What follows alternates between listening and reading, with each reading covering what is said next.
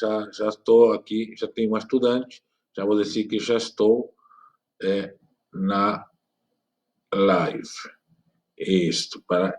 Também, os estudantes, eu deixei meu WhatsApp. Então, se algum estudante, alguma estudante não está conseguindo acessar esta live, tem algum problema, entre pelo WhatsApp e a gente vai, então, ver como fazemos, como resolvemos esse problema, tá? Agora eu vou ficar olhando aqui no celular, estou transmitindo pelo computador, e o assunto da live de hoje é geografia de Israel, e depois vamos voltar para a história, para a linha do tempo. Já trabalhamos a linha do tempo na aula passada, no sentido de como classificar cronologicamente os textos bíblicos. Em que parte da história se pode colocar um texto bíblico? Tá? E isso nós discutimos na aula passada, só que vimos a questão da história em si de uma forma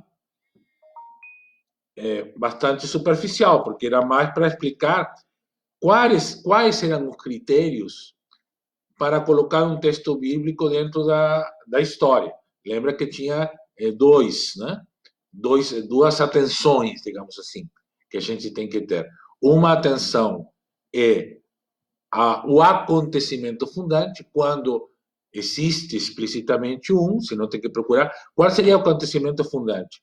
Que acontecimento deu origem a esse texto? Né? Tem algum acontecimento que deu origem a esse texto? Qual seria esse acontecimento? E o outro é a redação, ou seja, quando foi escrito esse texto. Né?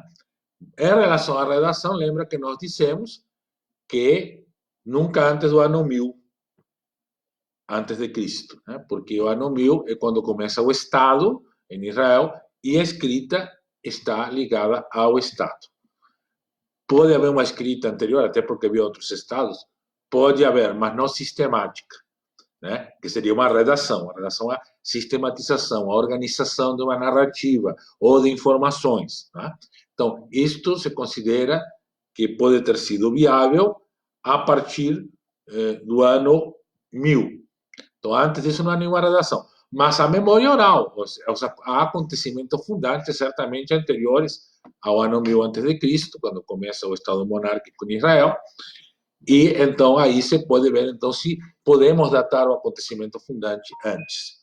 Depois vem as redações. Tem casos que o acontecimento fundante e a redação são praticamente no mesmo tempo e outros que não. Mas isto vocês vão estudar na medida que vão estudando os diferentes textos. Hoje, então, vamos ver o ambiente geográfico. Como entender esse ambiente? E há alguns questionamentos sobre isso. Primeiro, eu vou dar a visão geral, a visão que se tem hoje no âmbito da história antiga. Essa região chama-se Crescente Fértil. Depois nós vamos ver na apresentação PowerPoint especificamente. E depois, o corredor sírio-palestinense, que é aquela faixinha de terra que fica entre a Mesopotâmia, que fica no Oriente, e o Egito. Né? Na verdade, a Mesopotâmia fica no nordeste, né? No norte e oriente. E o Egito no sul-oeste, né? No sul e mais a oeste, no sul ocidental. Né? Então, e essas são as duas pontas desta área maior que se chama Crescente Fértil, e no meio temos o Rio Jordão, com o Mar de Jule. O mar é uma maneira de falar lá, que são pequenos lagos, né? Eu brinco aqui no Rio Grande do Sul, poderia ser um açude, né? O Mar de Jule.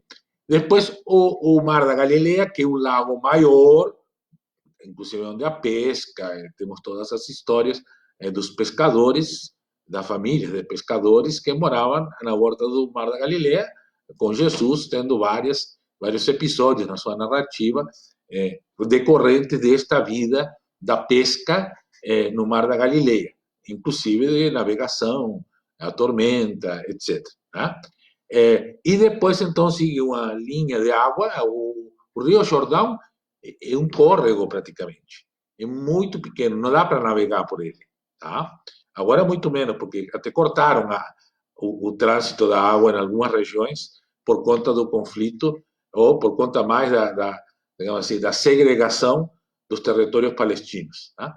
Mas é uma faixinha de água muito pequena, em algumas partes você chega na cintura, no peito, digamos, aquela parte onde João Batista fazia o batismo, né? E vai afundando, afundando. É um rio que vai afundando. Então, quando chegamos lá na outra ponta, no Mar Morto, estamos a 200 metros abaixo do nível do mar. É a concentração de água mais profunda, mais baixa da superfície da Terra. Tá? E por isso o Mar Morto é morto, porque é uma concentração de sal, sais minerais e sal que fica lá e não tem para onde sair. Né? Então, este rio, então, Jordão, é muito importante. E justamente essa faixa que fica entre o Rio Jordão, Mar de Julio, Mar da Galileia, o Kinneret, toda a extensão do Rio Jordão, e o litoral do Mar Mediterrâneo do outro lado, essa faixa se chama Corredor Sírio-Palestinense. Então, as duas informações vocês podem ter no Google. Tá? Tanto a informação do crescente fértil, coloca muita informação, é uma categoria usada comumente, né, na história, no estudo arqueológico, né? E o corredor sírio-palestinense também. Então, nós vamos, então, falar um pouco disso, tá? Durante esta aula, que temos a apresentação PowerPoint para apresentar para vocês. Eu vou abrir, aqui temos Rosane, tá? Rosane entrou, então, que estava aqui. Bem, Rosane, então, fica atenta. Eu vou colocar aqui, Rosane, a administração, a apresentação, tá? E vou explicando, certo? De repente também vamos um pouco além, vamos ver o tempo da aula, mas de repente vai dar para ir além e falar um pouco do modo de produção asiático escravagista, que é outro assunto que podíamos avançar nesta aula. Vamos ver como vai a participação dos colegas e das colegas, mas a Rosane está já a postos e já olhando a apresentação PowerPoint, que eu vou abrir agora. Então, estou abrindo a apresentação PowerPoint para vocês.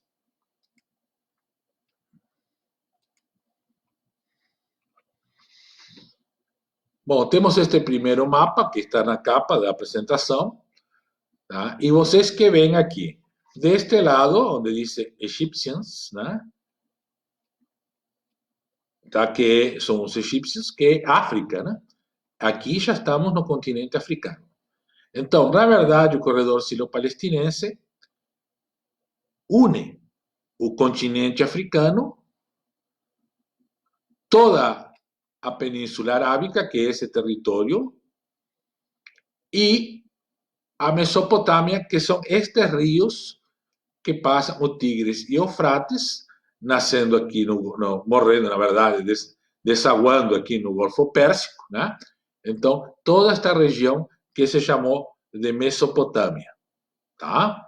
Então, temos a Mesopotâmia aqui, a bacia do Nilo, né, aqui o arquipélago, né, que forma aqui o delta do Nilo, né, e depois vai para baixo, aí que vem um questionamento, porque na verdade o crescente fértil foi só colocado a pontinha aqui no Egito, mas ele vai para dentro da África, porque se pegamos o rio Nilo, todo ele nos leva praticamente até o Congo, até o coração da África, né?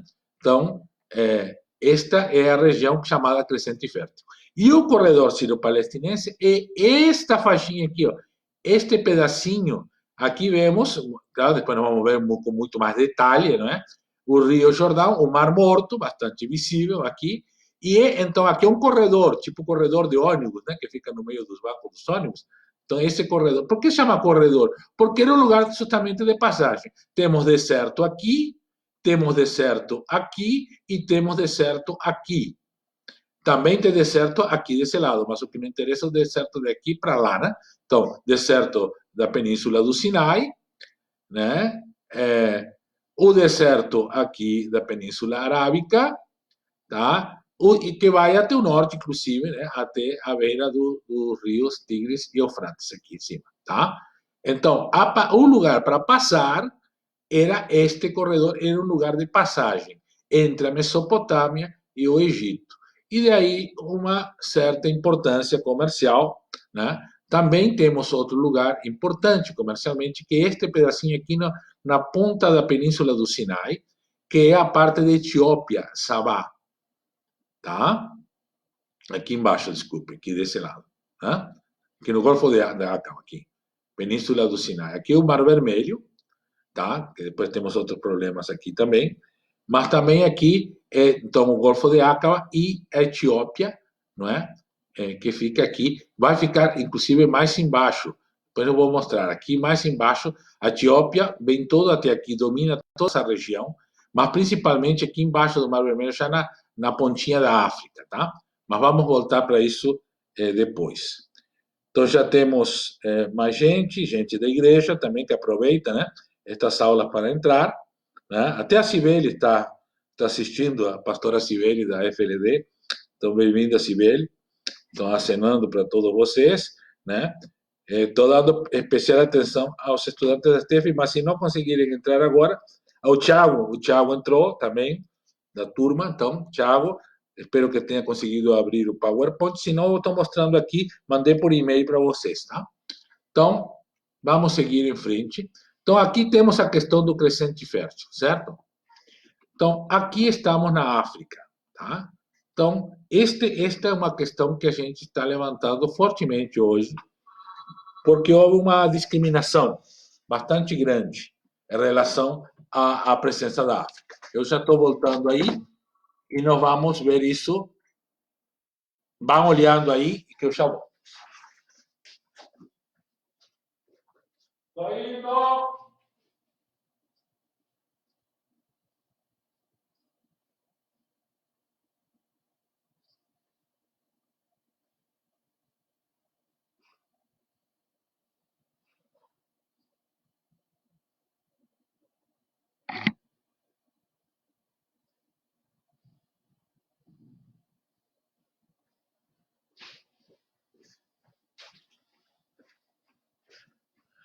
Viram então aí?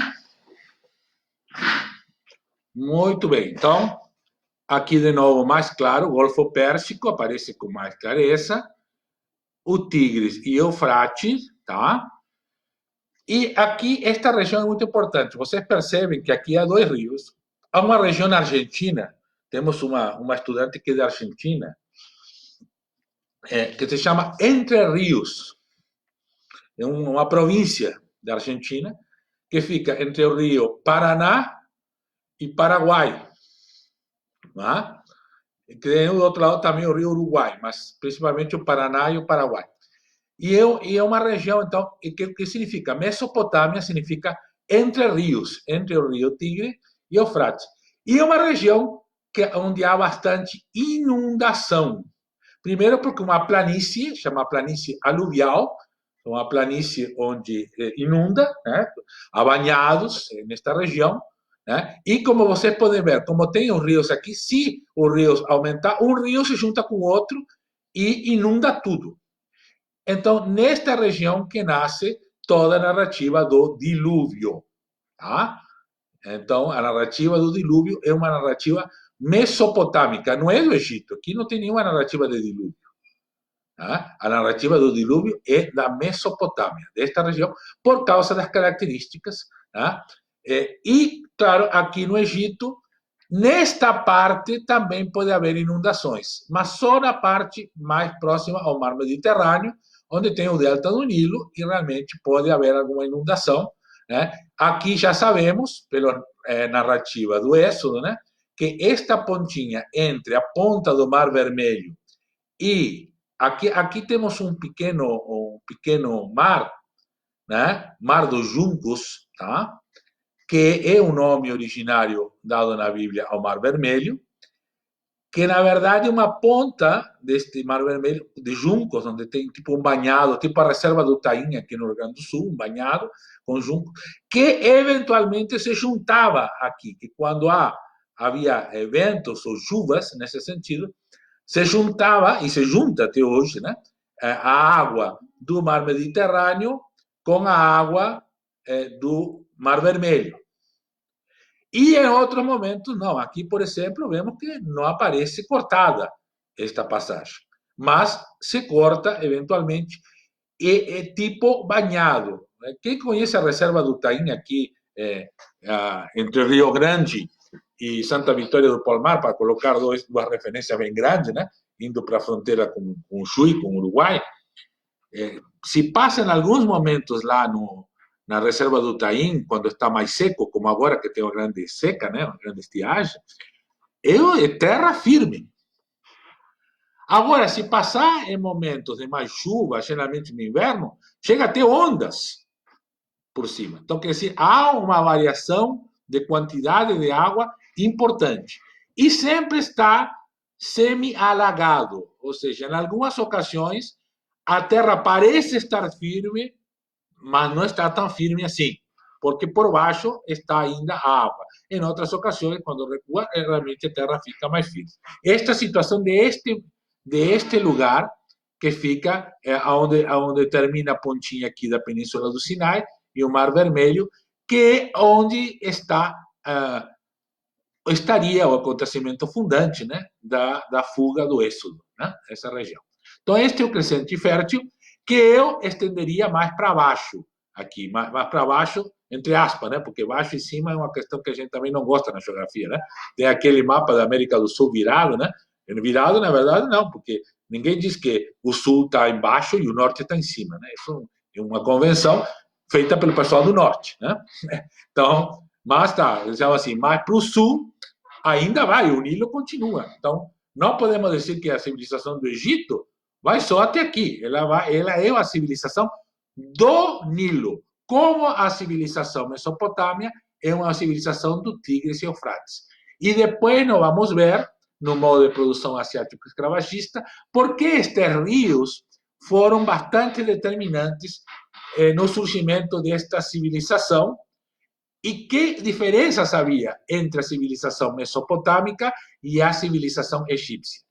Eu não digo que outras não sejam civilizações, eu estou falando do desenvolvimento humano, político, econômico, religioso desta região da Mesopotâmia e desta região do Egito, né, no oriente da África, tá?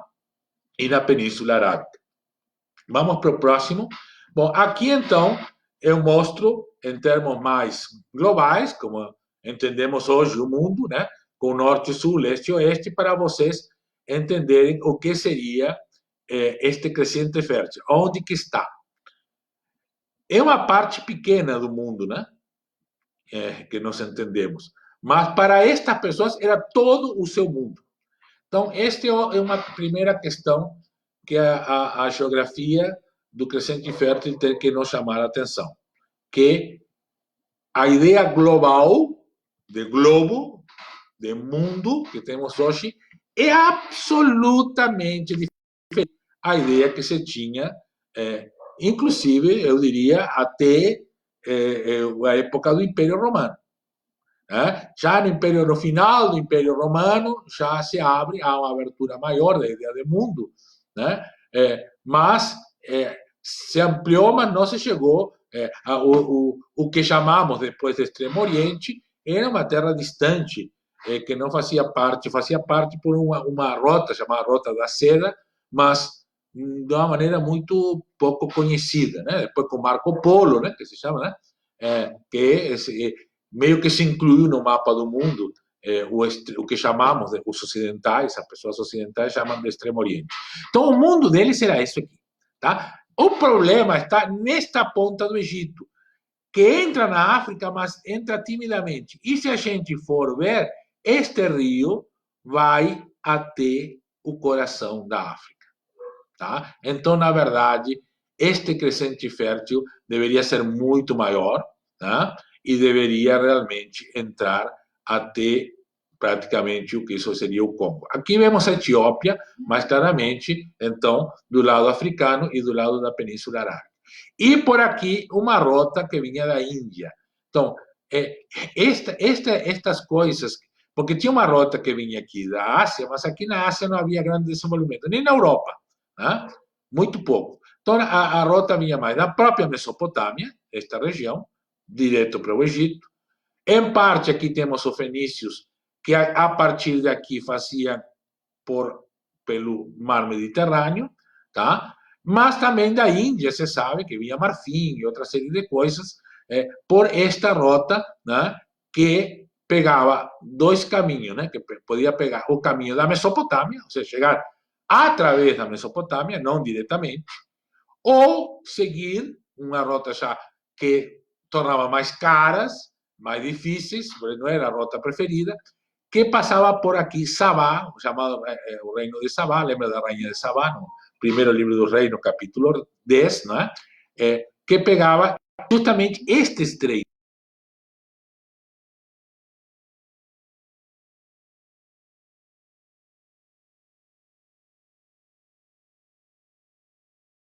Esta rota aqui, marítima, ou seja, por rota terrestre de um lado. Deste lado, mais difícil, mas deste lado havia uma rota terrestre que levava diretamente ao Egito, como se podia fazer também via mar, tá? Então, então eu estenderia isto muito mais, seria um crescente fértil muito mais para dentro da África, né? Porque temos a questão da Líbia, que fica mais para cá, da Núbia, né? Guerreiros africanos extremamente conhecidos e até temidos, né? Que faziam parte das tropas do Egito e que tem a ver com a Etiópia. Então, se está a Etiópia aqui, por exemplo, o crescente fértil teria que chegar até a Etiópia, de um jeito ou de outro, né? Até aqui, no mínimo, mas também poderia ir um pouquinho mais para dentro da África. Então, essa é a primeira questão da grande extensão de terra e da ideia de mundo, certo? Então, o polo norte seria a Mesopotâmia e o polo sul seria o Egito. Só que na nossa visão de polos, os polos são o lugar onde não tem nada, né? Tem só gelo. Não, lá os polos eram os polos onde tinha as riquezas. Né? Então, se a gente vai ver a descrição do Jardim do Éden em Gênesis 2, né? Já na metade do capítulo do Gênesis 2, né? Vamos ver que fala dessas duas regiões, numa narrativa só. Eu vou colocar porque é uma boa curiosidade, né? Para vocês entenderem um pouco. Aí está descrito o mundo das civilizações, né? Que tensionavam, e os impérios que tensionavam aquela época. Né? Está no Gênesis capítulo 2, no versículo 9 em diante. Tá? Do solo, que é Adamá, né? Que é o feminino de Adão, de ser humano, né? A mãe terra, se pode ser também, não sei. Pode ser, é um bom conceito. Do solo fez o Senhor Deus brotar toda sorte de árvores agradáveis à vista, boas para alimento, também a árvore da vida no meio do jardim e a árvore do conhecimento do bem e do mal, que é aquela que vai dar a polêmica. Né? E saía um rio do Éden para regar o jardim. E dali se dividia repartindo-se em 4 braços. Então, um rio que se repartia em 4 braços. Muito parecido, vamos voltar um pouquinho aqui, né, com esta visão. Aqui também. Aqui, ao contrário, de um rio que se abre em braços, né? Aqui, um rio que se reparte em braços. Tá? Um rio que se divide em 4 braços. O primeiro chama-se Pisão e é o que rodeia a terra de Avilã, onde há ouro. Não sabemos que terra é essa, mas tanto no Egito quanto na Mesopotâmia se trabalhava com ouro. Ou ouro que era extraído aí mesmo ou trazido de outros lugares. Seria esta já uma menção mais a estas regiões mais longínquas? Não sabemos. Outro, o ouro dessa terra é bom. Também se encontra lá vidélio e a pedra de ônix. Então, lugares de mineração. O segundo chama-se Guion, que circunda a terra de Cush. A terra de Cush é a Etiópia. Então, há um rio aqui que circunda a terra de Cush. Né? Então, veja, a visão de mundo inclui a Etiópia. A Etiópia africana, porque aqui na Península Arábica não há rios. Tá? Aqui já é a beira do mar e o deserto. Mas aqui do lado africano, sim. Então, a Etiópia faz parte da visão de mundo. Tá? O nome do terceiro rio é o Tigre. O Tigre, aqui, ó. Rio Tigre. É o nome do terceiro rio. Então, está falando da Etiópia, que nem aparece nesse mapa, está lá embaixo, tá? Aqui. E está falando do Tigre que fica aqui. O Jardim Grande esse, né? Daqui, uma ponta e a outra ponta. Tá? E que corre pelo oriente da Síria. A Síria, essa região que ficava aqui, tá? E para o oriente da Síria corre, né? O rio Tigre, tá? E o quarto é Eufrates. Tigre e Eufrates, então descrevendo toda a região da Mesopotâmia, mas a descrição começou aqui na Etiópia. Mas não termina aí. Tomou, pois, o Senhor, o homem o fez cultivar, né? Então, veja, este rio também que fala de Cuxi pode ser o próprio rio Nilo. Então, na verdade, o que temos aqui não é um jardim, mas a descrição de todo um mundo dominado pelas civilizações da Etiópia, do comércio etíope, né? O comércio aqui, né? E do comércio da Mesopotâmia. Tá? Então, só para então entender a visão do mundo que se tinha naquela época. Então, estamos aqui de novo, tá? Aqui serviu para ver, então, que deveria ir mais para o sul. E agora vamos para o corredor, desculpe, aqui, nesta imagem. Este é o corredor sírio-palestinense, em uma visão mais, então, de topográfica. Assim, topográfica significa onde se mostra as alturas, né? O lugar da planície mais claro é o lugar mais plano e mais escuro é o lugar mais alto. Porque os rios, né? Quando eu fui um bom tempo pároco na Serra Gaúcha, né? E me diziam lá o pessoal, a água sempre corre para baixo, né? Por quê? Porque sempre havia problemas com a água lá, que se represava, que quebrava coisas. Então, o jeito de tu trabalhar com a água, depois vamos ver que isso vai ser muito importante, tanto para a civilização mesopotâmica quanto para a civilização do Nilo, né? Do Egito, né? E da Etiópia. Que a água começa a ser canalizada, a água começa a ser, digamos assim, domesticada nessas civilizações. Mas ela sempre corre para baixo. Então, as elevações vão fazer com que a água corra para baixo, tá? Aqui no Garite, não? Então, e a água nasce onde? Não no mar. No mar ela deságua, né?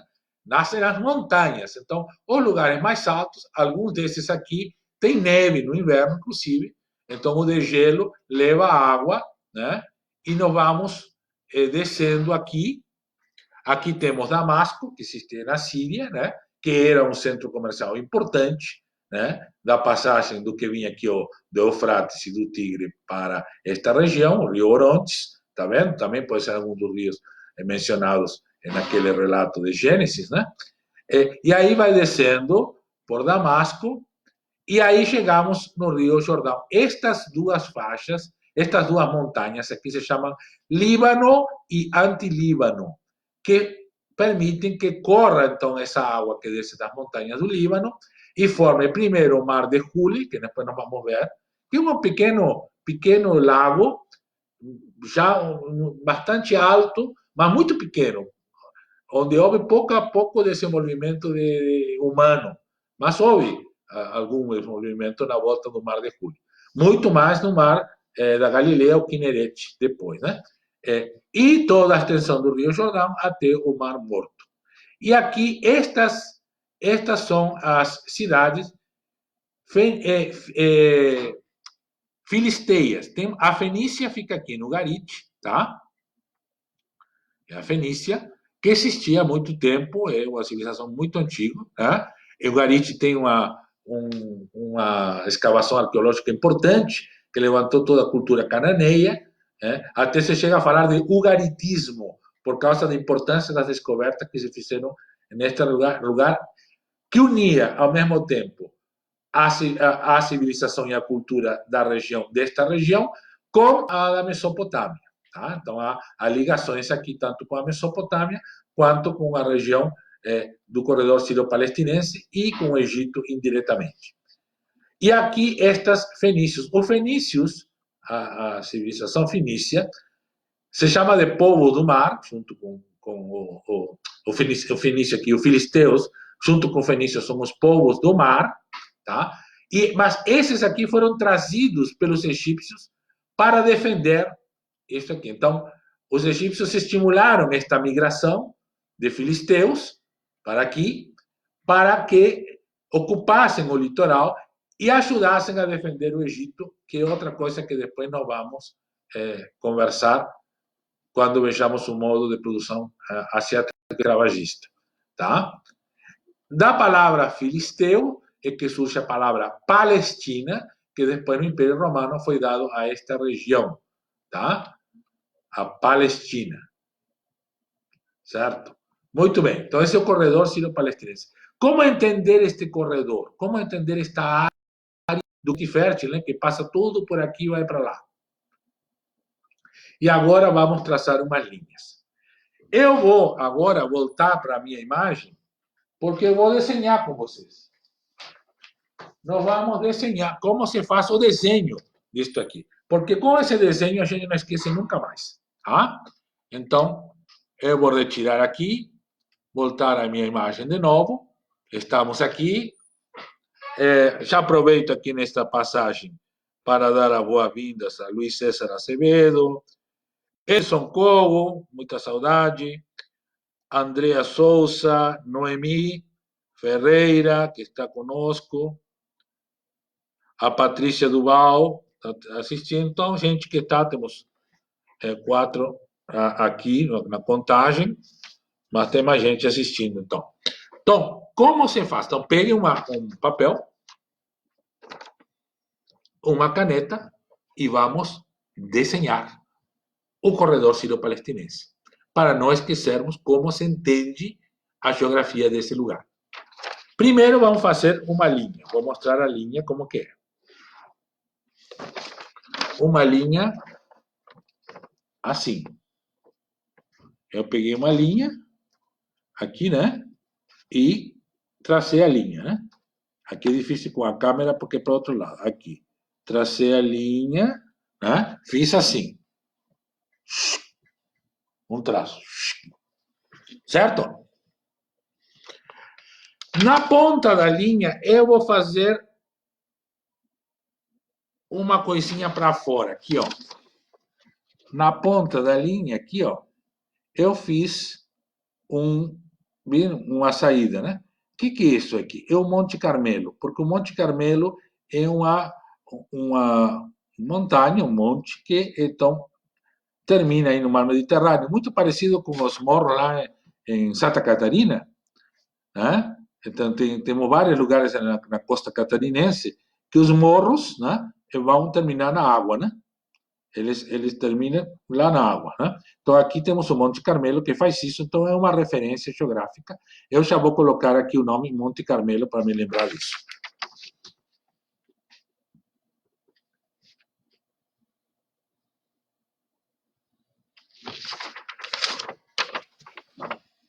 Monte Carmelo, tá aí, certo? Você lembra do símbolo da paz dos hippies? Do movimento hippie? É assim o símbolo da paz.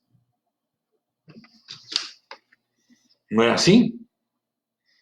Pois esse símbolo vai servir para a gente falar do delta do Nilo. Então, na outra ponta, eu vou colocar isto para lembrar que temos o delta do Nilo aí. Isso não faz parte do corredor, mas é outra referência. Então, temos a referência de um lado do Monte Carmelo, lá em cima. Aqui, então, o delta do Nilo, tá? Certo? Vamos fazendo o desenho. Muito bem. Do lado, no Monte Carmelo, um pouco mais ao norte, eu vou colocar um pequeno círculo. É um esquema, digamos assim, não é exato, é para a gente se lembrar, tá? Depois, outro círculo maior. E mais embaixo, com forma de fígado, dizem, um maior. Então, o que eu fiz? Eu fiz assim. Um pouco mais acima do Monte Carmelo, eu coloquei esse, que é o Mar de Juli, agora vou botar o nome. Aqui botei o Lago de Kinneret, ou Galileia. Essa linha é o Rio Jordão. E embaixo o Mar Morto. Certo? Vejam a distância, mais ou menos, daqui, da linha, que é aqui, para esse lado, o Mar Mediterrâneo. E aqui temos a faixa de terra. Mas isso nós vamos ver aos poucos. Façam esse desenho aqui, dessa parte primeiro, tá? Certo? O que vamos fazer agora? Ficou meio curto aqui, ficou meio curto o meu... Teria que ter vindo um pouquinho mais para baixo. Eu vou pegar outra folha. E não faz mal fazer isso, viu? Desenhar mais uma vez, porque quanto mais a gente desenha, mais a gente se lembra. Então, eu vou fazer de novo aqui a linha, o Rio Nilo. A linha ficou... Tem que ser uma linha não muito, assim, mais, né? Tipo, essa curva que estamos com medo do Covid, é essa aí, tá? Então, vamos de novo. Monte Carmelo, Jule, o Mar da Galileia, e vou trazer mais para baixo o Mar Morto. Tá. Eu fiz agora assim, ó, tá? Eu trouxe um pouquinho mais para baixo o Mar Morto, tá? Depois, claro que vai ficar arriscado e tudo, mas depois você faça de novo. Porque isso é muito importante para se lembrar como se entende o corredor palestinense. Aqui está, então, o delta do Nilo. Aqui está o Mar Morto. Aqui está o Monte Carmelo.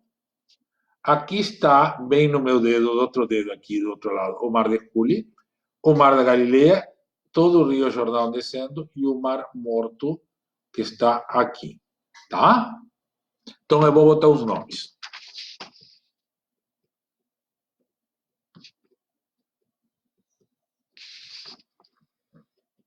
Mar Morto. O lago, eu boto Kinneret porque no Antigo Testamento é o que se usa, tá? Mas também se pode chamar Mar da Galileia, para a gente se lembrar do Novo Testamento ou do Segundo Testamento. E o Mar de Jule, H-U-L-E, o Monte Carmelo,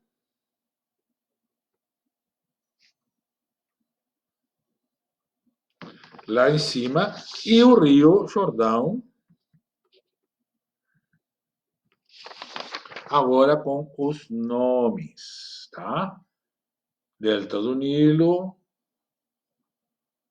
Mar Morto, Rio Jordão, Kinneret, Jule, vou chegar mais perto, aí, ó, H-U-L-E, e Monte Carmelo.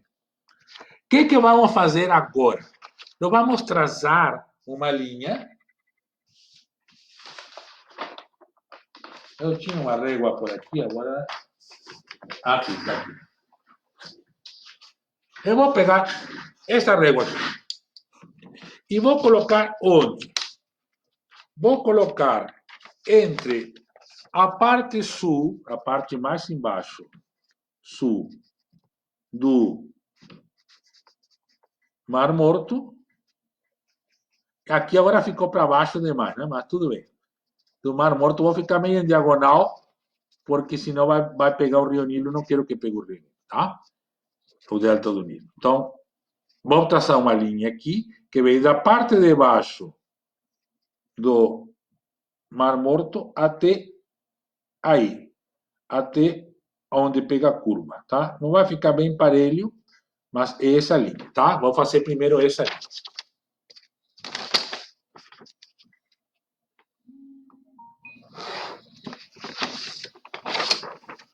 Fiz a linha aqui, tá vendo? Esta linha determina o final do corredor sírio-palestino. Aqui, onde termina o Mar Morto, termina o corredor sírio-palestinense. Certo? O que está faltando aqui para nos ajudar um pouquinho, né? A Península do Sinai. Vamos fazer a Península do Sinai.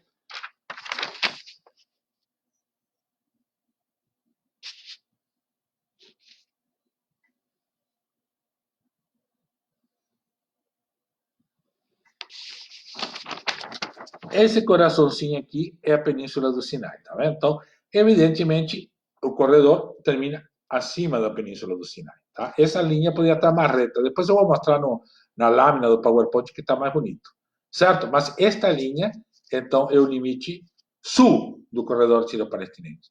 E o limite norte? O limite norte é outra linha que vem entre o Monte Carmelo e o Mar de Júlia aqui. Vou traçar essa.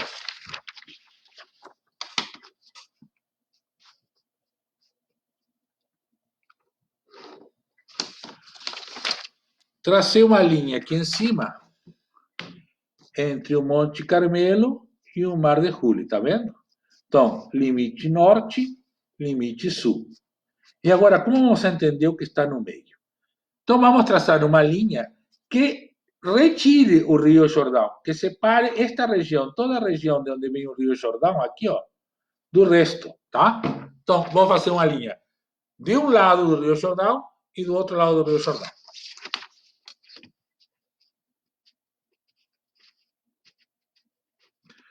A linha de um lado vai também pegar o Monte Carmelo e a linha do outro lado fica mais ou menos na mesma distância, tá? Vejam que a linha que tracei desse lado, ela pega aqui em cima o Monte Carmelo. Então aqui fica um triângulo, tá?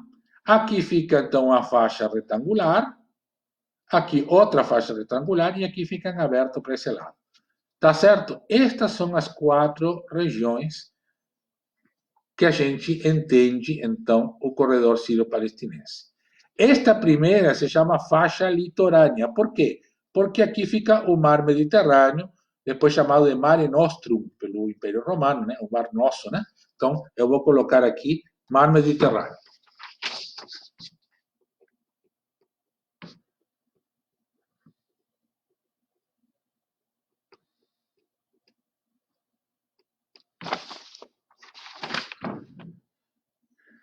Isto que você está vendo aqui do lado, aqui, ó, aqui ao sul da Península Oceânica, é uma parte da Península Arábica que é enorme e vai além disso aqui, né?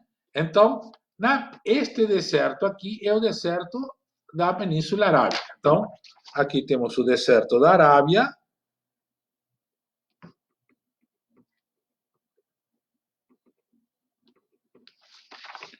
Embaixo vou já colocar o deserto do Sinai.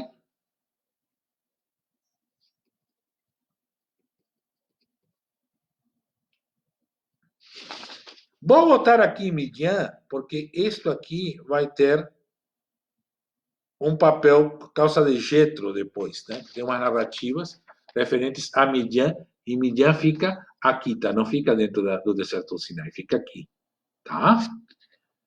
E aqui, então, o Nilo.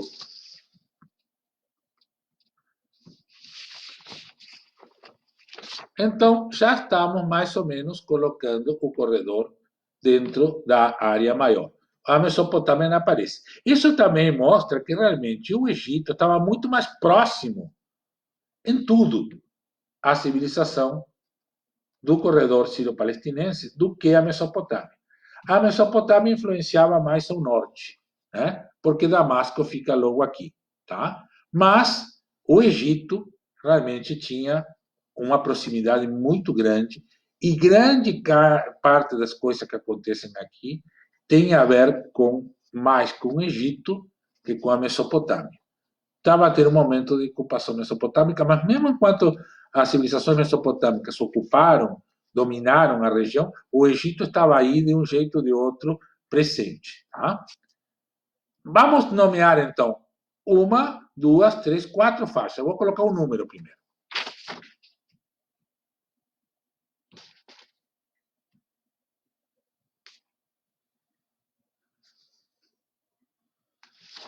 Ó, coloquei os números. 1, aqui. 2, 3 e 4. A faixa número 1, vamos chamar de faixa litorânea.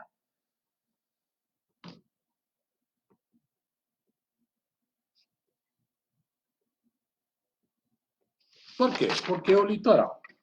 Tá? Faixa litorânea, aqui, faixa litorânea, certo? E aqui temos montanhas, aqui vai subindo, né?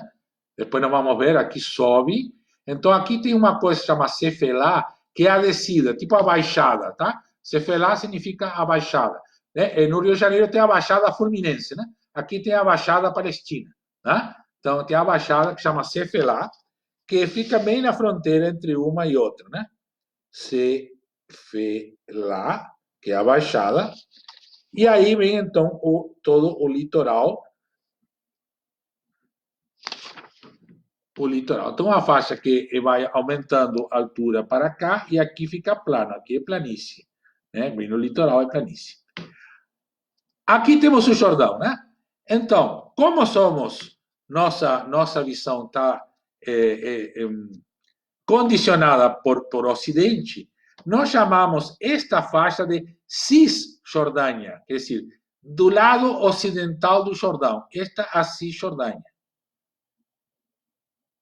Tá? Ah, faltou botar uma linha aqui.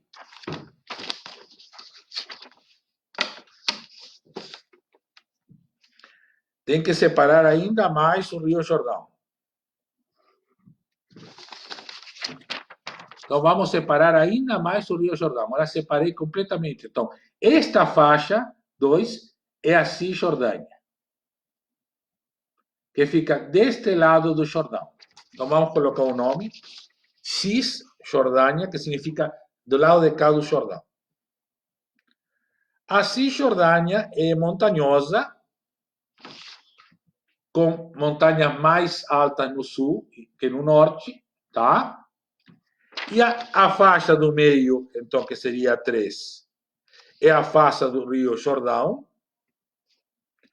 chamada de Depressão do Jordão. Por que chamada de depressão? Porque essa faixa do Rio Jordão vai baixando, né? Aqui começa, digamos assim, o Rio Jordão, vamos para esse lado aqui, o Rio Jordão vai afundando, então chama Depressão do Jordão. E do outro lado, a última faixa, que é a faixa da Transjordânia, do lado de lá do Jordão. Então, com isso, esse desenho, depois podemos retomar o desenho. Eu vou mostrar de novo, agora bonito, né? Na lâmina, as 4 faixas para vocês verem. Vamos assinar, temos bastante gente. Renata chegou, Clair, Wellington Sanches, esse aluno está retomando, lembrando geografia de Israel. Sabrina Trevisan, até minha filha Natália está junto aqui. Ana Reis, Roberto Torres, Mara Rosana. Então, todos bem-vindos para todos. E vamos voltar. Eu quero voltar para estas faixas aqui. Então, aqui está bonito, né? Aqui está bem feito, tá? Então, veja. Vamos de novo.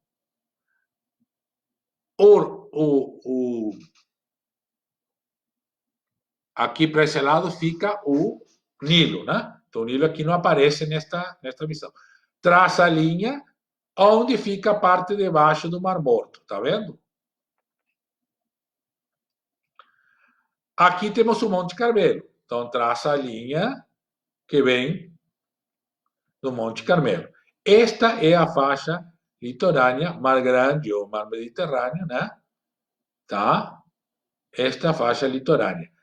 Aqui também aparece o relevo, então dá para ver que a faixa litorânea é a maior parte do índice e esta parte é chamada de Cefelá, que é a descida, a baixada desta serra que fica do lado oriental. Esta toda é a Cisjordânia, toda montanhosa, salvo algumas pequenas partes, como aqui, né? É o Vale de Jerreel, e um pouquinho aqui mais em cima.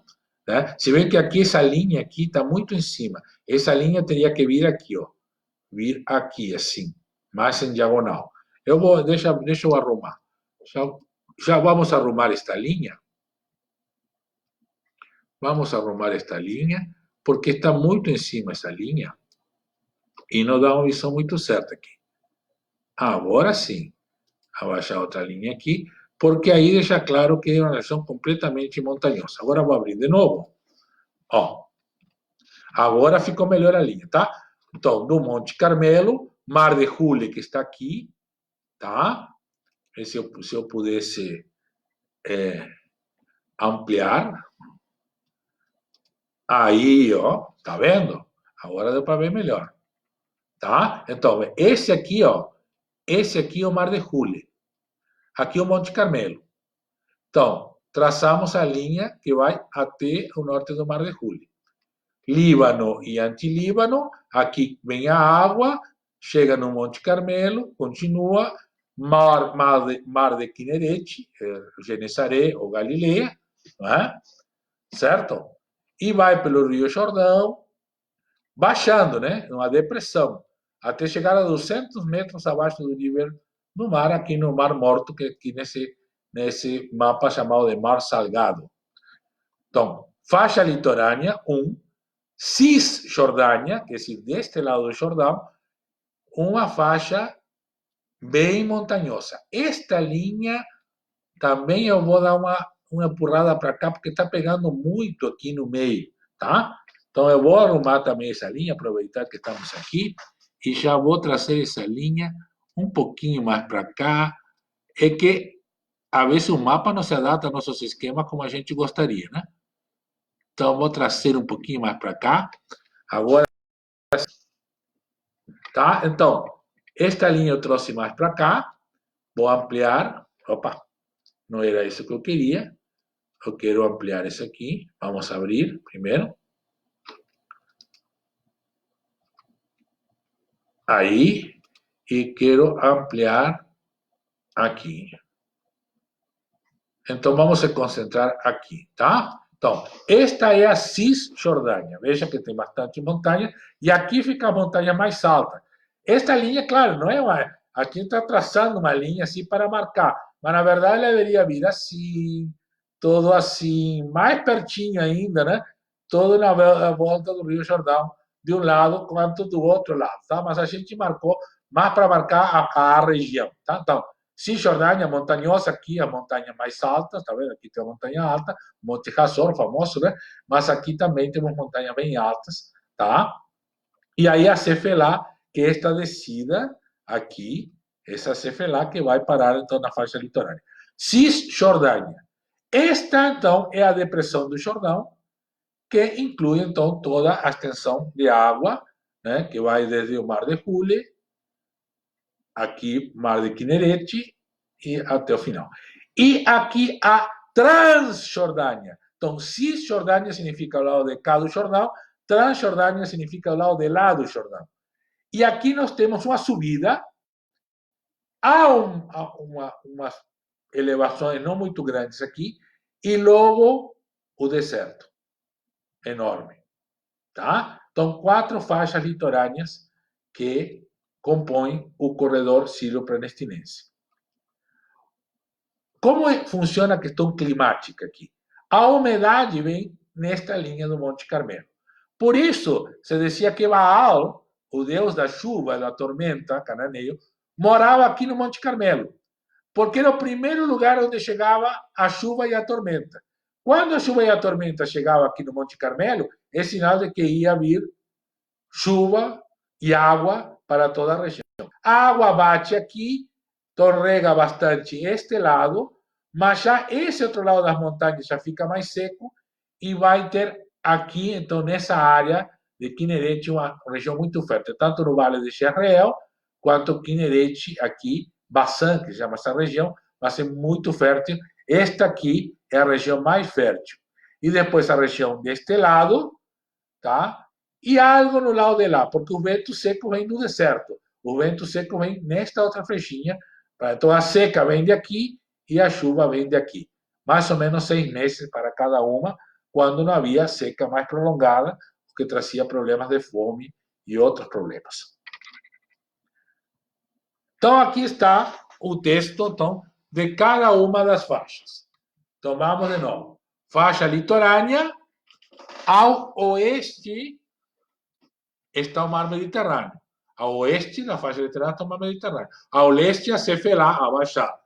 Ao sul, o deserto do Negev, que é esse deserto que vai dar para o Sinai.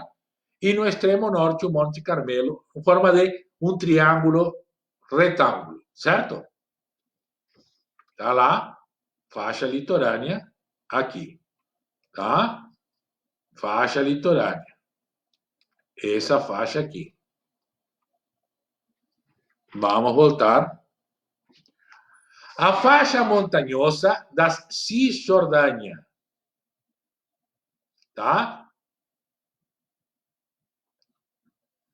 E ao leste, a Cefelá, depois tem a depressão do Jordão, a norte, o Mar de Juli, encontro das cadeias montanhosas do Líbano e Antilíbano, a sul, o deserto de Negev. Estas duas faixas são a Cisjordânia, mas vamos chamar de Cisjordânia só esta faixa montanhosa da Cisjordânia. Então, voltamos para lá para reforçar que estamos falando de la faixa montanhosa da Cisjordânia, que é essa aqui. Essa aqui, certo? A faixa 2, montanhosa. Fica Jerusalém, né? Siquém, que é importante, né? No início, né? Da narrativa das tribos, né? Tá? Xerreel, onde vai ter também Megiddo, todos aqui vai ter narrativas importantes. Hebron, onde começa Davi, por exemplo, tá?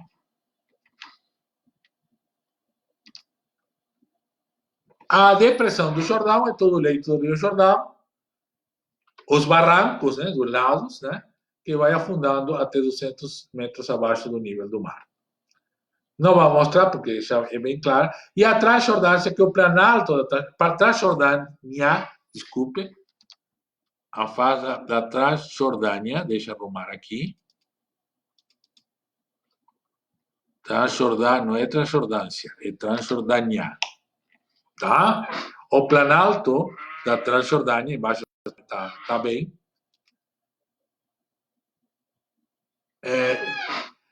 Tendo a depressão do Jordão a leste e o deserto da Arábia a oeste e o deserto da Arábia ao leste.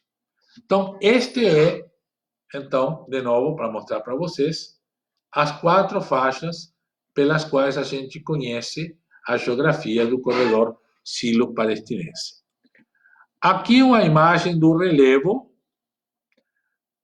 que reforça aquela questão que nós falamos de como funciona, né?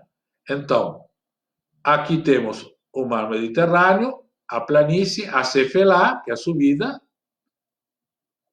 o Planalto Central, que é aquela da Cisjordânia, o Vale do Jordão, a depressão do Jordão, a subida e o Planalto Ocidental. Tá? Então, veja, a chuva vem daqui, elas batem aqui e batem aqui. Aqui é a parte mais seca. Tá? Esta parte tem água porque vem lá de cima.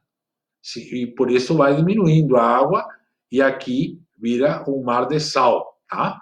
E aqui sobe e depois se mantém. Certo? Esta é a topografia da Palestina. Outra imagem da topografia já com as faixas. Então, vou mostrar para vocês. Aqui com os cortes, tá? Não coloquei este corte aqui, né? Tá? Mas tá bem claro. Então, qual é essa faixa aqui? A faixa litorânea. Qual é essa faixa aqui? A faixa montanhosa da Cisjordânia. Qual é a faixa meio? A depressão do Jordão, que vai descendo. Veja que aqui praticamente não tem água, né? Os barrancos e aqui a planície da Transjordânia. Líbano e Antilíbano aqui trazendo a água, né, que é o desgelo que vai descendo aqui e corre por aqui. O que estaria faltando é uma linha. Vamos colocar, vamos brincar um pouquinho aqui, porque aí só é importante a geografia reafirmar os esquemas mentais para a gente lembrar onde que a gente está, né? O computador está um pouquinho lento.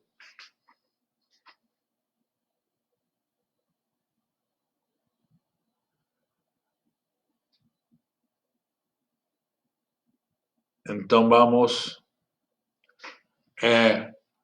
procurar as formas aqui. Esta aqui que eu estava procurando. Eu vou colocar uma linha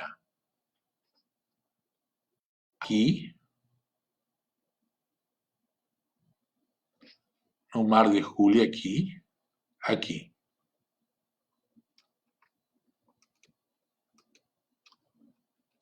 Vamos colocar a mais grossa e branca para que seja possível ver. A cor branca. Aí, então, com isso, a gente pode ver. Ó, aqui, então, coloquei uma linha que seria o limite norte. Tá? O Mar de Julho aqui, então, fica faixa litorânea, faixa montanhosa da Cisjordânia, depressão do Jordão e planície da Transjordânia. As chuvas, então, por aqui, e a seca vem daqui. Com isso, mais ou menos, terminamos a parte geográfica que nos interessa. Tá? Depois, agora vamos para o calendário que tem a ver com as colheitas, a produção. Tá? O calendário hebraico, temos um problema no calendário hebraico, que é a mistura do calendário lunar com o solar. E agora vamos explicar isto. A Lua tem 4 faces, certo? Todo mundo sabe disso, né? Bom, vou voltar para a minha imagem e depois a gente volta para a imagem do calendário. A Lua tem 4 faces. Todo mundo sabe disso, né? Cada face dura 7 dias. Então, esta foi uma maneira bem primitiva de dividir o tempo. Então, entre uma lua... Havia uns filmes antigos de Far West, que evidentemente são mitos, às vezes até preconceito contra os povos indígenas da América do Norte, mas que dizia assim, de aqui a uma lua, a 2 luas, a 3 luas. Né? Porque era uma medida. Quando a fase da lua mudava, tinham passado 7 dias. Tá? E a cada 4 luas, o ciclo recomeçava. Então, 4 luas e o ciclo recomeçava. A essas 4 luas, chamaram de mês. Então, o mês são 4 luas, 4 semanas. Cada uma com 7 dias. O que dá um mês de 28 dias. Nós sabemos que o único mês no nosso calendário atual que tem 28 dias e cada 4 anos 29 dias é fevereiro. Então, se são meses de 28 dias, está faltando dia. E, em princípio, 12, uma dúzia de meses. Né?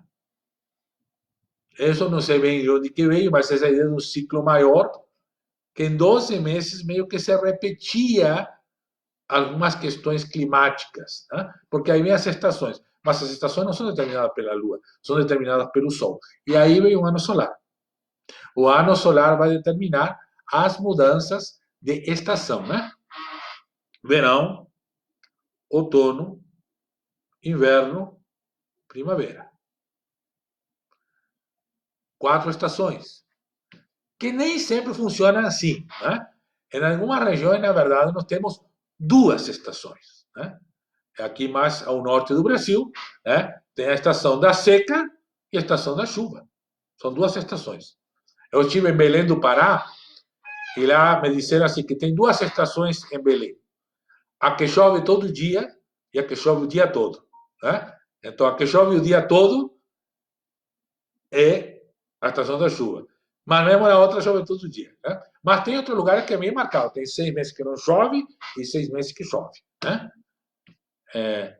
E se espera que chova aqueles 6 meses, porque senão há uma seca e então morrem, o ciclo se quebra. Então havia um ciclo, então, mais ou menos de 6 meses, mas podemos distinguir 4 estações solares. O problema é que com meses de 28 dias, cada tantos anos, aquela estação já não caía mais naquele mês.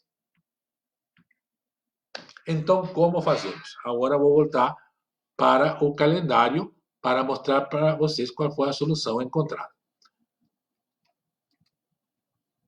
Veja, aqui temos os meses, tá? Vamos começar aqui. Mês 1, Nissan. Mês 2, Liar. Mês 3, Sivan. Mês 4, Tammuz. Mês 5, Abi. Mês 6, Elul. Mês 7, Tisri. Mês 8, Marsesva. Kisleu, o mês 9. Tebet, o mês 10. E Sabat, o mês 11. Adar, o mês 12, certo? Mas cada 4, 5 anos tinha que se colocar um Adar 2. Quer dizer, há anos que o calendário tem 13 meses. Isso não está neste esquema aqui. Então, temos o Adar 2, cada tantos anos, tá? Então, pode procurar no Google Adar e Adar 2 no calendário hebraico, vai aplicar cada quantos anos, até hoje, porque continua a contagem, a mesma, é colocado esse mês para voltar a harmonizar o calendário lunar com o calendário solar. Certo? Bom, mantendo os 12 meses, mais ou menos, você vê que o mês começa na metade. Tá? Então, agora temos um outro problema aqui. Aqui diz que o mês 1 se chama Nissan, né? Então, entre março e abril seria o ano novo, mas não é. Isto está na narrativa do Êxodo. Na narrativa do Êxodo, Êxodo capítulo 12, vai dizer que a celebração da Páscoa é a partir do dia 14 do primeiro mês. Certo? Aqui. Só que depois do exílio, se estabeleceu que o primeiro mês seria aqui, entre agosto e setembro. Então, temos 2 anos novos. Então, houve uma mudança depois do exílio. Por quê? Porque na Mesopotâmia o ano novo era aqui. Não era mais aqui. Quem sabe este era o ano novo no Egito. Ou foi estabelecido como ano novo por causa dos grupos que se libertaram do Egito e tomaram a terra logo após a libertação do Egito. Então, este mês 1 não é o ano novo judaico está aqui em setembro. Tá? Bom, mas vamos deixar aqui, né?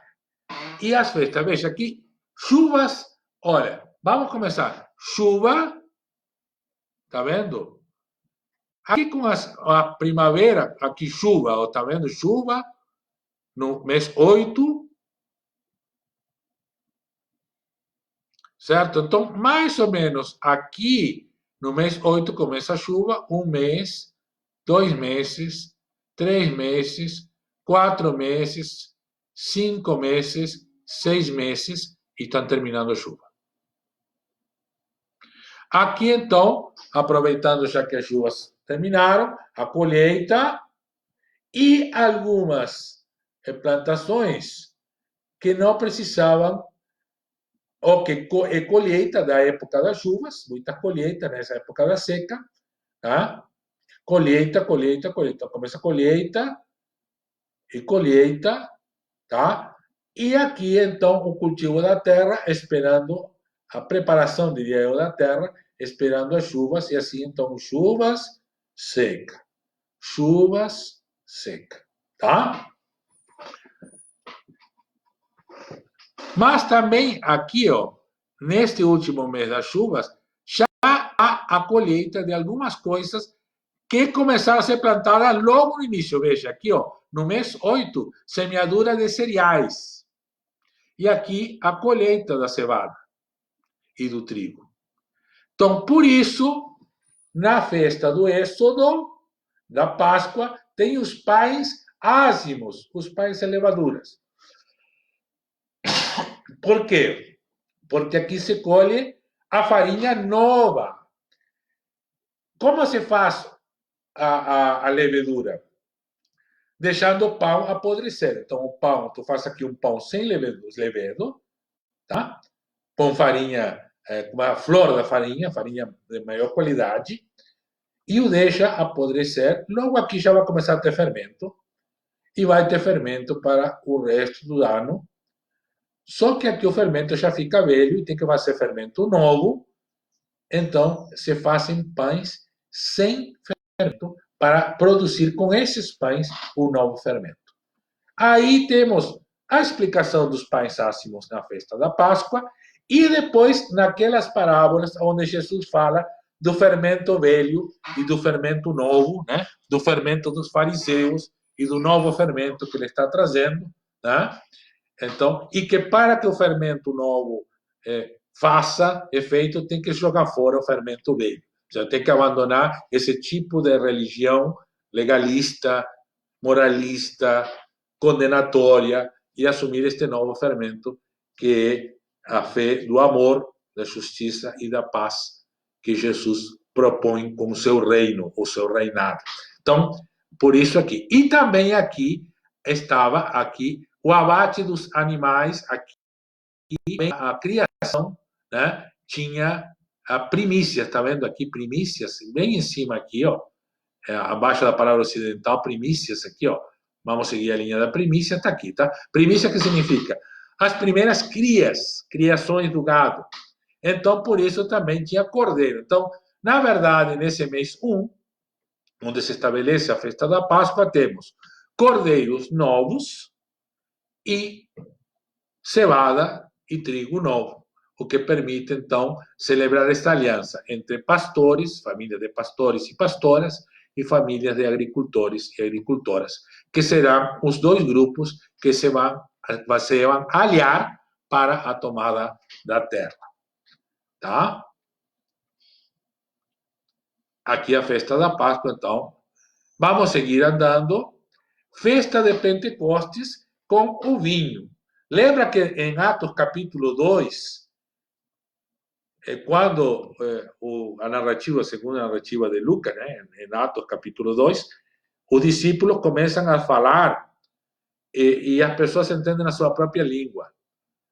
E algumas pessoas acusam os discípulos de Jesus e as discípulas, sabemos que Maria estava lá e as outras mulheres também, de estar bêbados ou bêbadas. Atos capítulo 2, acusam eles de estar bêbados. Por quê? Porque era exatamente o tempo que se tinha vinho para tomar, né? As primeiras uvas nesta época, e podia estar tomando ou o vinho que sobrou de antes, para também fazer o vinho novo. Então tinha bastante gente que se bebedava nessa época de Pentecostes, que também se fazia a colheita da uva. Primeiras uvas, né? E assim vamos para a colheita da oliveira, aqui o óleo, né? E aí então o novo cultivo da terra. Então veja que as festas, né? E aqui vem a festa do Purim, no Adar, que há uma coincidência, né? Meio que coincide com o nosso carnaval aqui, em fevereiro, março, né? E é um tipo de carnaval, mas não tem a ver com nem nada com nossa questão cultural do carnaval. É uma festa onde se refere ao livro de Esther, uma novela, a novela de Esther, tem a versão hebraica e a versão grega da novela de Esther, que ela faz banquetes, festas, para salvar seu povo, para organizar uma resistência de seu povo contra um genocídio. Esta é a origem da festa do Purim, né? Que está no livro de Esther. Então, depois nós vamos fazer um fórum, nós temos aula na próxima segunda-feira.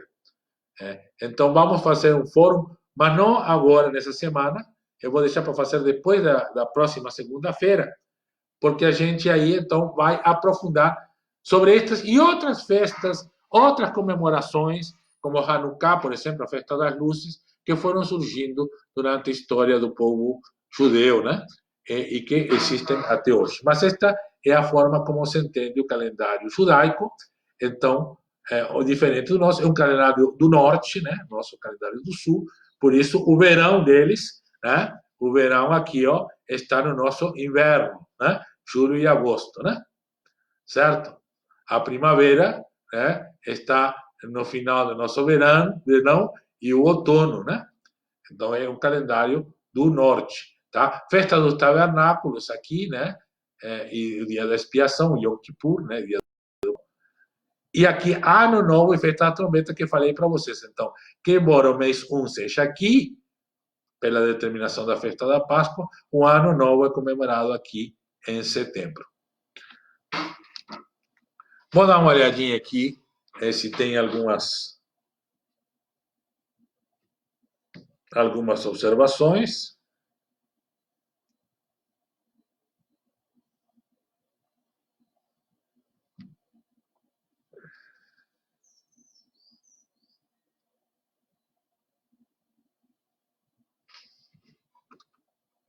Muito bem. Está me acompanhando? Parece que sim. O Thiago está acompanhando, a Rosane também. Até a Lilian entrou aí. A reverenda Lilian, a doutora, nossa amiga e companheira das lutas e da igreja também, da Igreja Episcopal Anglicana do Brasil.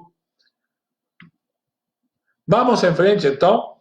Então, com isso, nós vimos história, geografia e o calendário que tem a ver com, então, a chuva ou a não chuva. O vento que sopra do Mediterrâneo, trazendo umidade, ou o vento que sopra do deserto, né, secando, levando a umidade embora. Né?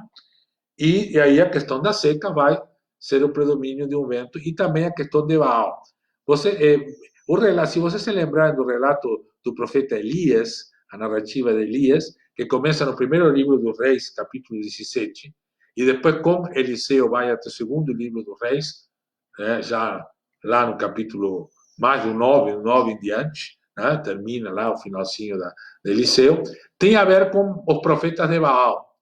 Então, e vai ter um enfrentamento no Monte Carmelo, né? Justamente para determinar quem é que realmente fazia que chovesse ou não. Se era Baal ou era Javé. Se era o deus Baal nesse momento, usado pela monarquia, né, de Acabe e Jezabel para impor o sistema monárquico, ou não, ou era Javé, o Deus libertador, que garantia os direitos do povo pobre, do povo que foi libertado do Egito e a quem foi lhe dada a posse da terra na Palestina.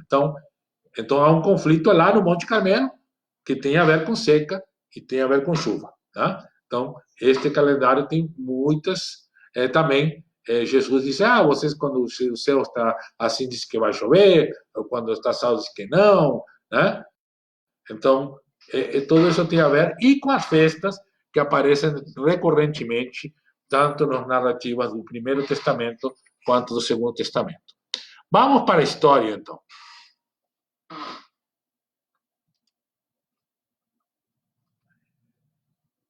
Nós já vimos um pouco disto no esquema que eu fiz quando a gente falou da classificação dos textos bíblicos cronologicamente, né? Aqui, então, nós estamos falando aqui, tem algumas referências de textos bíblicos, porque são alguma documentação que pode nos ajudar a entender onde na Bíblia se reflete algo sobre este período da história. Mas não é a classificação dos textos, porque a classificação tem a ver ou com o acontecimento fundante, quando é possível que seja determinado, ou com a redação, ou as diversas redações que os textos tiveram até sua versão canônica ou definitiva. Mas o que temos aqui? Vamos pelas pontas, né? 1800 a.C. Tem cronologia bíblica. Se vocês pegarem uma Bíblia, tem Bíblias que trazem no início uma cronologia, trazem um mapa, ou no final, né? Algum auxílio no sentido de estabelecer uma linha do tempo. Vocês têm isso, vejam aí se tem a Bíblia de vocês, tem uma linha do tempo. Porque é importante a gente comparar um pouquinho isso para ver o que se diz. Aqui algumas, eu tenho uma aqui, Almeida, que estou procurando. Essa linha do tempo está aqui. E eu vou mostrar para vocês. Tá? Vou abrir para mostrar para vocês. Depois voltamos para aqui. Mas estamos se concentrando nesta data aqui, que é a data do começo, né? E por que colocamos? Por que não colocamos uma data anterior? 2000, 3000, 5000, etc. Antes. Por que colocamos essa data? E eu vou mostrar um pouco aqui, tá? Para a gente ver como a gente lida com outras abordagens da cronologia, tá? Então eu vou abrir a câmera de novo.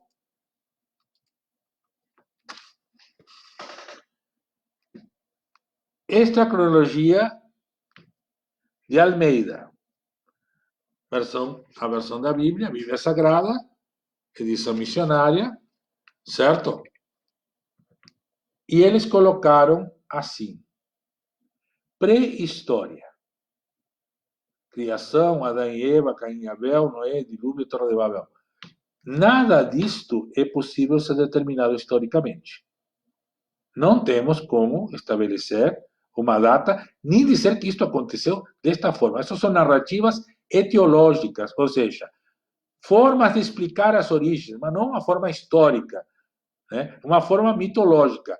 Mitológica não significa mentira, mas significa uma maneira de explicar o mundo que não necessariamente está atrelado a fatos históricos. E aí começa a colocar as datas aqui embaixo.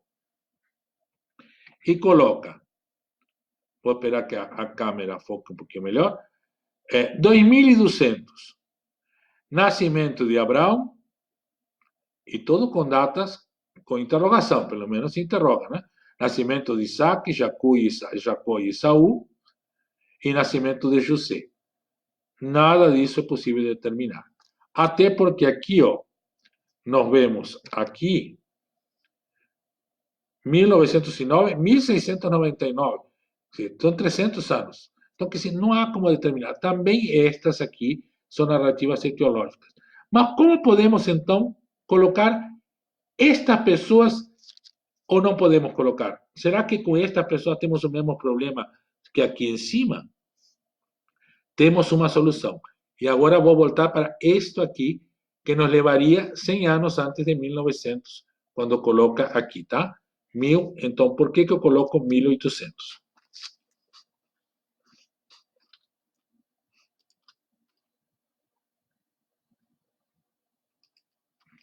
E aqui que diz, invasão dos Ixos, correntes migratórias norte-sul. Esta palavra Ixo, ou Ixos, significa estrangeiros na língua egípcia. Estrangeiros, tá? Então, na verdade, não é o nome de um povo. Correntes migratórias que foram do norte para o sul e chegaram até o Egito. Inclusive, alguns destes Ixos viraram faraós. Então, esta migração da Assíria, do norte, e da Mesopotâmia para o Egito se enquadra bastante bem dentro da narrativa de Gênesis 11, onde fala da migração de Abraão para o sul. E agora eu vou ler o texto, Gênesis 11, no final do capítulo, exatamente no penúltimo versículo, mas os últimos dois, 31 e 32, então, Gênesis 11, 31, 32, tomou Terã a Abraão, seu filho, e a Ló, filha de Arã. Arã é a mesma palavra para Síria, tá? Então, pode ser que Arã também não seja uma pessoa, seja um lugar. Filho do seu filho, e a Saraí, sua nora, mulher de seu filho. Abraão saiu com eles de Ur, dos caldeus, para ir à terra de Canaã. Foram até Arã, tu vê, aí aparece de novo a palavra que era para uma pessoa, para o lugar onde ficara. E, havendo Terá vivido 205 anos, depois eu vou falar sobre isso, a todo morreu em Arã. Arã é a Síria. Onde fica Ur? Ur é uma cidade que fica ao norte, né? A cidade de Ur, né? E primeiro mapa, deixa eu ver se aparece no primeiro mapa, aquele maior, aqui se aparece nomeada a cidade de Ur. Aqui aparece Biblos, este mais antigo, não, mas aparece só. Ur fica mais aqui. Então, a migração de Ur é a migração norte-sul, até Arã, que é a Síria. Mas depois sabemos, pelas outras narrativas, que eles chegaram até o Egito. Então, esta migração de 1800 se adapta bem à narrativa que está entre Gênesis 12 e 50. É impossível determinar quando nasceu Abraão, Isaac ou Jacó, tá? Nem os filhos de Jacó, porque aí temos outro problema na narrativa. Mas, se há um acontecimento fundante que dá origem a todas as narrativas das famílias dos pastores e pastoras seminômades, é esta chamada invasão ou migração dos Ixos do norte para o sul. E aí vamos andando e temos esta outra grande descoberta arqueológica. Amarna é a capital do Egito, que Akhenaton e Nefertiti, Akhenaton era o faraó, filho do Sol, né? Que estabeleceu, inclusive, o monoteísmo no Egito, tá? E fundou esta capital, Amarna, junto com sua esposa, do qual o busto, né, o rosto foi achado, né? Famosa Nefertiti, né? Tida como padrão de beleza até hoje, né? Uma rainha africana, com Akhenaton também, e que, digamos assim, criaram a primeira religião monoteísta de que se tem informação na história, antes do judaísmo e antes de todas as outras. Só que com grande sofrimento para o povo do Egito, a construção de Amarna custou muitos recursos. Então, quando Akhenaton e Nefertiti morreram, Amarna foi abandonada e a capital trasladada, e ele, inclusive, as imagens dele foram apagadas dos monumentos egípcios. Né? Mas, em uma escavação arqueológica, uma biblioteca, se achou uma biblioteca de Amarna com muitos textos em cuneiformes, que é aquela escrita com cunha, né? com digamos assim, triangulinhos, parece. Né? Então, e aí havia cartas que falavam que em 1550 haveria uma tribo ou um povo chamado Israel. Por causa deste, na estela, na verdade, aparece o nome Israel, e nas tabletes dos reis cananeus, alguns querem colocar o Êxodo na época. Mas há muitas dificuldades para todas as outras questões que são presentes na narrativa do Êxodo. Então, o que dizem os estudiosos e estudiosas? dizem que Israel existia antes do Êxodo. Então, esta época, entre 1550 e 1200, pode estar a narrativa de Juízes 5, de Débora e Jael, que estavam lutando contra os reis cananeus antes do grupo do Êxodo chegar. Por isso, lá em Juízes 5, Débora chama de Javé do Sinai e não se refere ao Êxodo.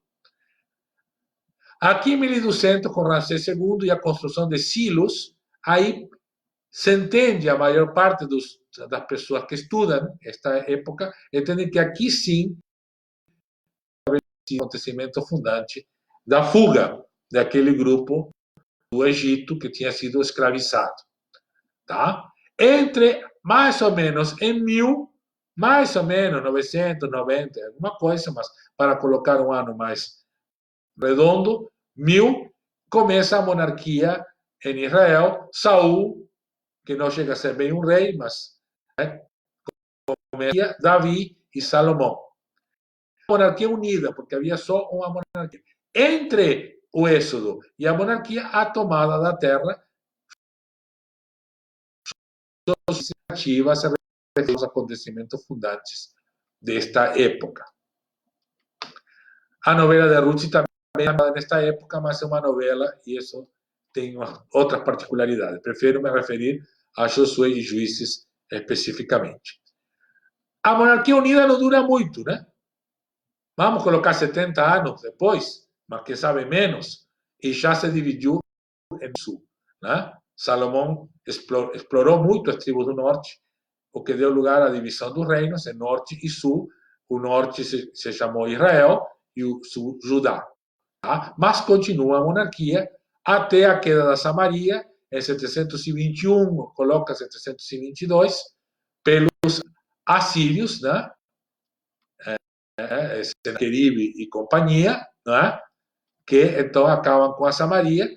Acaba o reino do norte, mas continua o reino do sul, Judá, até o pessoal da Babilônia, Nabucodonosor e companhia, destroem o templo de Jerusalém, em Jerusalém, aqui é o exílio do pessoal do norte para a Síria, para Nínive, né?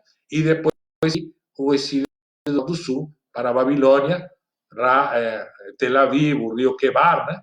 Relatos que estão muito fortes no profeta Ezequiel. Aqui temos muito pouco sobre isso. Uma pessoa desta experiência é Naum, o profeta Naum, mas muito depois, mas provavelmente a família dele foi para Nínive, ou Eclos, perto de Nínive, nesta época. Mas é chamado de exílio, tá? Que é um período de muita produção teológica, profética, e que influenciou muito o resto da história de Israel. 38, acaba com esse exílio, daria a revolução de 15 a.C. E vamos em todo esse período do exílio, cujo metade, 450, temos a questão de Esdras e Neemias, que também tem suas tensões, com o surgimento de uma visão de um apartheid, digamos assim, étnico, que Esdras e Neemias vão propor sob o comando do Império Persa. E daí surgem diversos textos, mas está nos dois livros de crônicas, que é uma releitura da história anterior, feita por essa gente, e um livro de Esdras e Neemias. Em 333, a Batalha de Issos e a tomada do Egito, que se considera o início do domínio grego, né, de Alexandre o Grande, mas Alexandre morre logo, e aí então os generais de Alexandre dividem, né, o Império de Alexandre, e nós temos na região, na Síria, né, os Seleucidas, com a capital em Antioquia, os reis Antíocos, principalmente Antíoco IV, é o que vai tensionar a questão dos Macabeus, né? Aparece alguma coisa sobre isso no livro de Daniel, e depois os Macabeus nos livros chamados deuterocanônicos, ou que estão na Septuaginta. E os ptolomaicos, que começam a dominar a região do corredor sírio-palestinense, né? O Lágidas também, que funda a Biblioteca de Jerusalém, desculpe, Biblioteca de Alexandria, e são os responsáveis pela tradução e compilação dos textos hebraicos, dos textos do povo judeu-palestino ao grego, gerando a versão chamada Septuaginta, ou versão dos 70. Então, os ptolomaicos. Depois, os seleucidas, que também colocam a estátua de Zeus no Templo de Jerusalém, gerando uma revolta que já está presente no livro de Daniel, mas que depois vai ser então mais descrita no livro dos Macabeus, que são livros que só aparecem no cânon grego, não aparecem no cânon hebraico. Em 63 a.C., Pompeu conquista a Judeia, toma Jerusalém, e aí podemos considerar que a região está sob o domínio do Império Romano, que vai até os credos niceno e apostólico lá, muito além do texto bíblico do Segundo Testamento. Mas já em 63 a.C. se criam as bases da história que vai marcar o Segundo Testamento, o Novo Testamento. E você vê aqui esta curiosidade, que muitas de vocês e muitas de vocês devem já saber, que nasce em 4 a.C., ou antes disso. Por quê?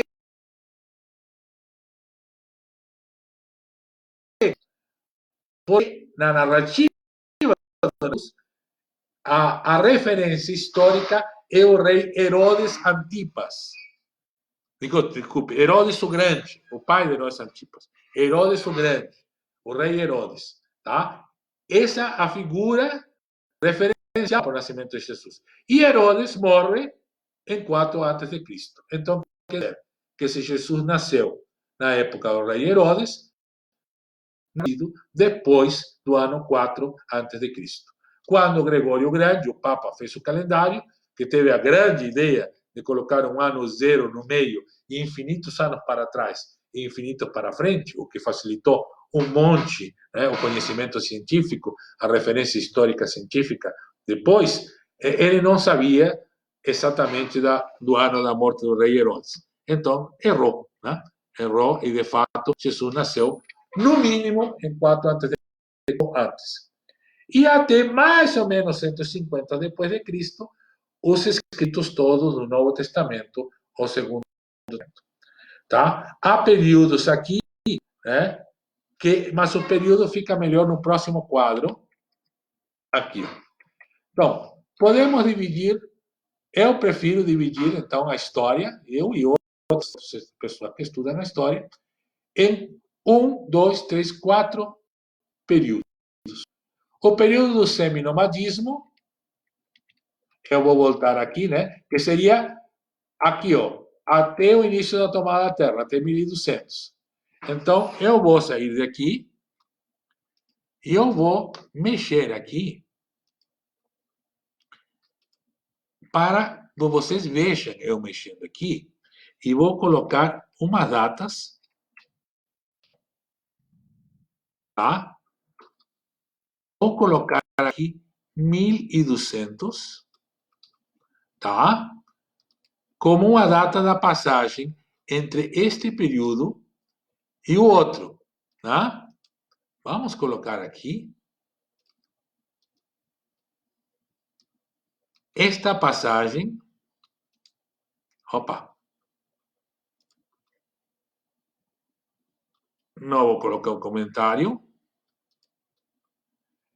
Esta passagem aqui, vamos colocar a forma mais grossa, para vocês enxergarem bem. Aqui, ó. 1200.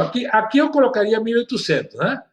Então, aqui, lembra? Nós colocamos 1800 antes de Cristo.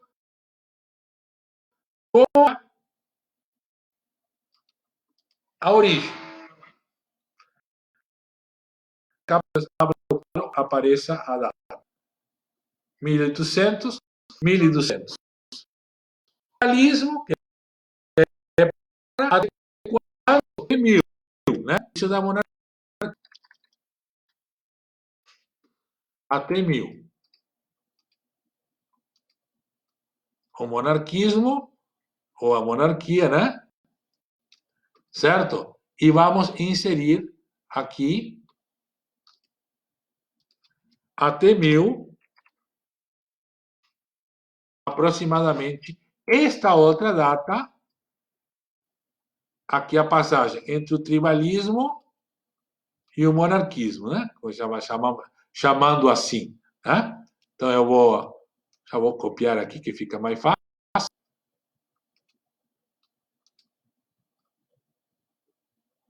E colocar aqui esta passagem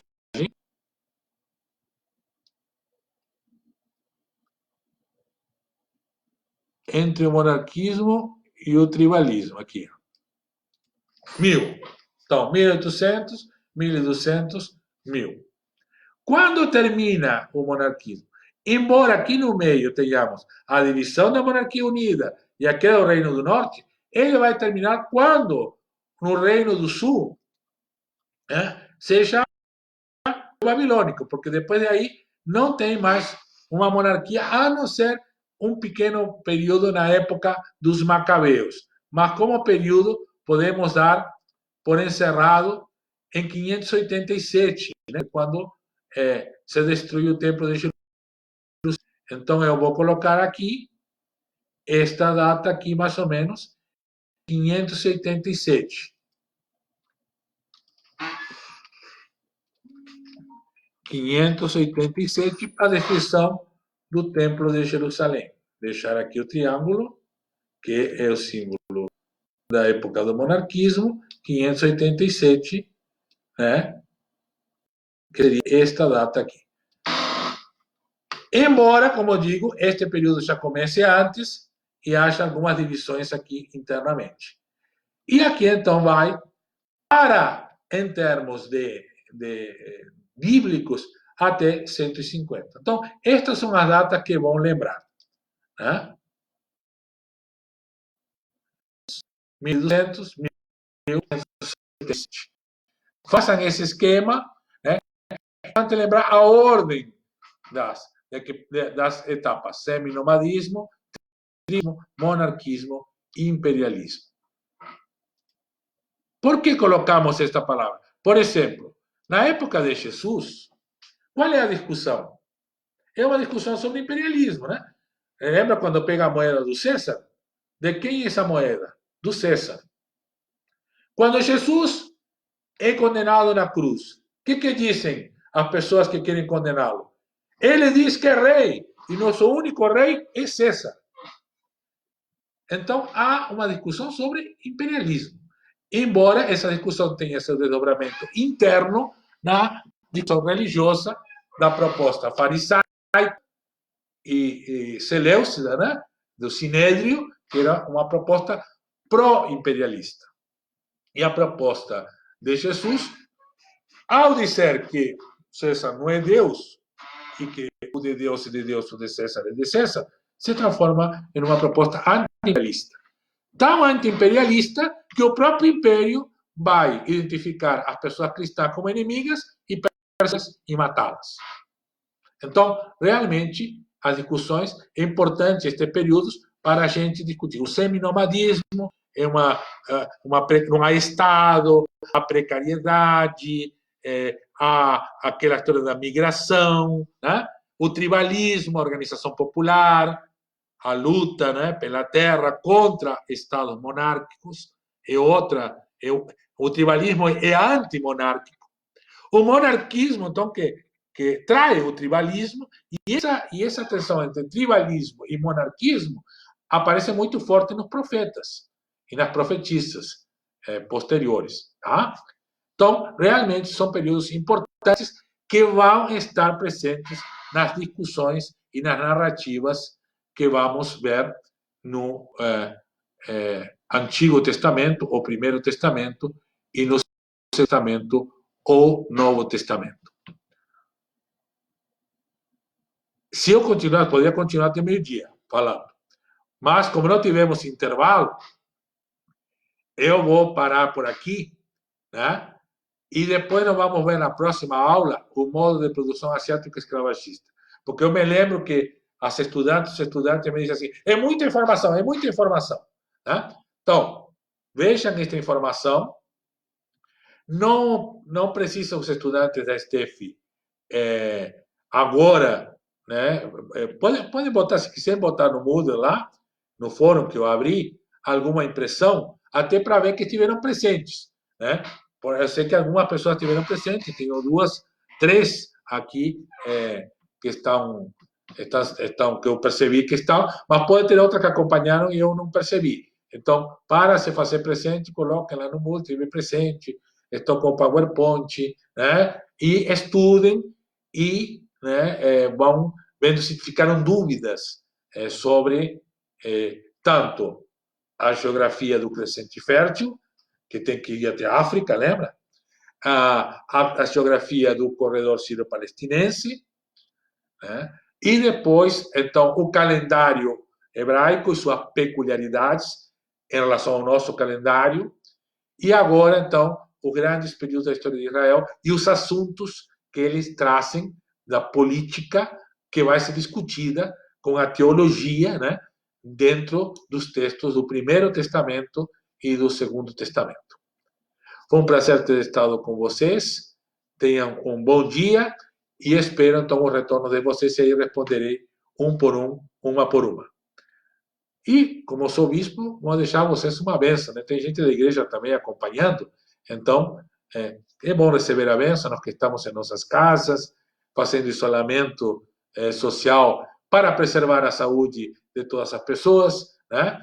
Para impedir que pessoas adoeçam, né? Mesmo que eu não desenvolva sintomas, mas que eu não ser um agente de transmissão do Covid-19 para outras pessoas e evitar que nosso sistema de saúde entre em colapso e até nosso sistema funerário entre em colapso, como já aconteceu em outros lugares, e nós corremos ainda o risco que aconteça.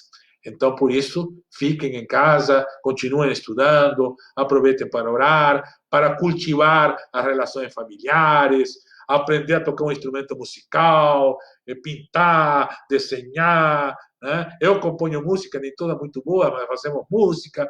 Enfim, temos que aproveitar esse tempo, porque será um tempo de grande aprendizado e queremos sair melhores desse tempo, né?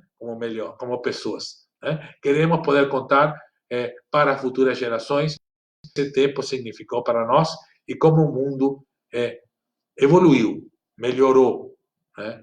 Porque nós aproveitamos nossos desertos e nossas limitações e aprendemos algo mais sobre nós mesmos como humanidade e sobre nossa casa comum. Então, que a bênção de Deus Onipotente, Pai, Filho e Espírito Santo seja sobre cada uma e cada um de vocês e as vossas famílias, agora e sempre. Amém. Até a próxima live, até a próxima aula e leia a Bíblia.